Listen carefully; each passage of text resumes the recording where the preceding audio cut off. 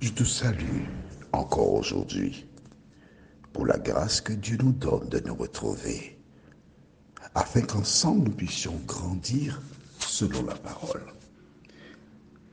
J'avais fait une programmation, mais à partir du 1er octobre, j'ai dû changer.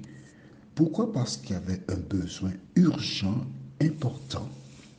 L'une de mes petites sœurs, en l'occurrence Claudette, m'avait demandé si je pouvais expliquer le jugement. C'est pourquoi donc le 1er octobre, nous avons fait deux jugements, les condamnés à mort et ainsi que l'enlèvement.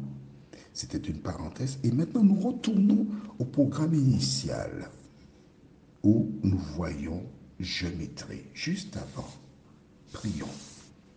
Notre Seigneur et notre Dieu, grande est notre joie de pouvoir partager ce moment en lisant et en mettant en pratique la parole. Que le Saint-Esprit continue de nous éclairer et qui nous dirige dans toute la vérité. Nous t'en prions au nom de Jésus pour ta gloire éternelle. Amen. Le 6 octobre 1917, mon père vint au monde. Et chaque 6 octobre, j'ai une pensée pour lui. Non, ne va pas croire que je vais le prier. Il est mort, il se repose. Mais le 6 octobre, Dieu permit qu'il vînt au monde et qu'il œuvra pour lui. Ça tombe bien, puisque notre thème c'est « Je mettrai ». Lisons donc dans le livre de Matthieu, chapitre 12, le verset 18, ce qui suit. « Voici mon serviteur que j'ai choisi, mon bien-aimé, en qui je trouve mon bonheur. Je ferai reposer sur lui mon esprit. Aux nations, il fera connaître le jugement. » Quel beau verset! Il est magnifique. Tu sais pourquoi? Parce qu'il me dit que Dieu a un serviteur. Il existe des personnes qui s'autoproclament serviteurs de Dieu. Des personnes qui s'autoproclament pasteurs. Mais j'aime bien ce verset parce qu'il dit « Voici mon serviteur que j'ai choisi ». Ce n'est pas le serviteur, entre guillemets, qui a décidé d'être au service de Dieu, mais c'est l'Éternel qui l'a appelé, l'Éternel qui l'a sélectionné.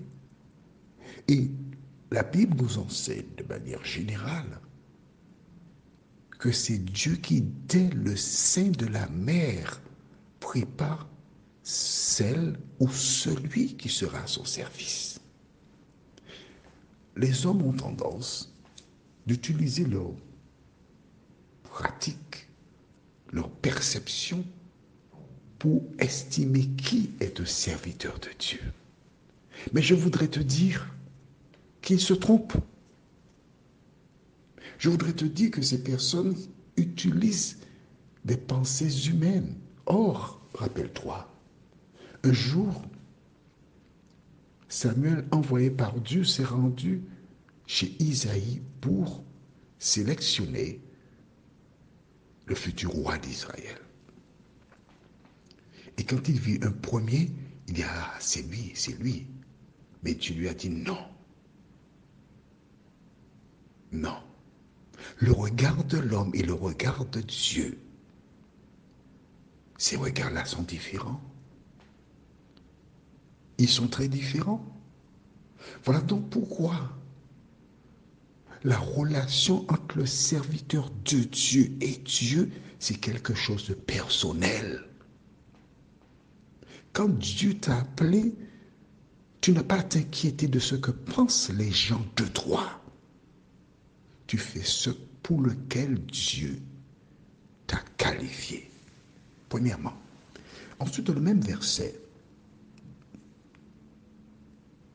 il indique, c'est son serviteur, mais il l'appelle aussi mon bien-aimé en qui je trouve mon bonheur. Oh là là là là là là, j'aime ce verset de la Bible. Pourquoi? Parce que lorsque tu es au service de Dieu, la Bible déclare que tu provoques le bonheur de Dieu. Le bonheur de Dieu. Tu te rends compte? Dieu prend plaisir à voir des femmes et des hommes porter la parole, la nouvelle. Attention, il y a beaucoup de personnes qui apportent la parole, mais qui sont en fait des agents de Satan. Mais lorsqu'un enfant de Dieu qui a été racheté par le sang de Jésus se lève pour proclamer l'évangile, cette personne, écoute bien, oui, dans cette version que je découvre, Dieu trouve son bonheur. Alors que fait-il? Je ferai reposer sur lui mon esprit, E majuscule. Amen. De quoi as-tu besoin? Dis-moi.